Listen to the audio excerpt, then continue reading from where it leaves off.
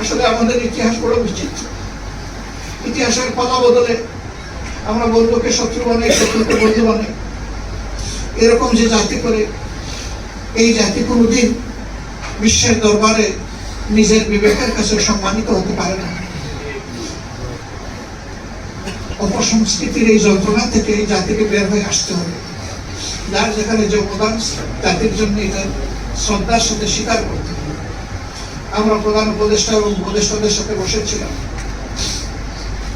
আমরা বলেছি যে পরিবারগুলোর আর্থিক সহায়তার প্রয়োজন, অর্থবহ সহযোগিতা দেওয়ার পদক্ষেপ আপনারা গ্রহণ করুন এবং রাষ্ট্রের সকল খাতের মধ্যে এটাকে এখন আপনারা সর্বাধিক অগ্রাধিকার দিয়ে আহতদের চিকিৎসা সর্বোচ্চটা যেটা সম্ভব চেষ্টা করুন। আমরা আপনাদের পাশে আছি।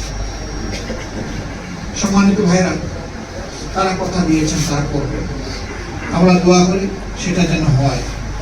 পাশাপাশি আমরা বলেছি যে সকলেই বলছে এটা আমাদের দ্বিতীয় স্বাধীনতা, আমার দৃষ্টিতে এটা আমাদের তৃতীয় স্বাধীনতা। 47-71-2024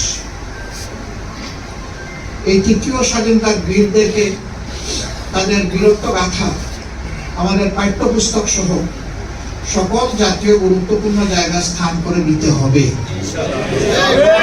এটা তাদের পরিবারের চাহিদা নয়, এটা আগামী প্রজন্মের চাহিদা।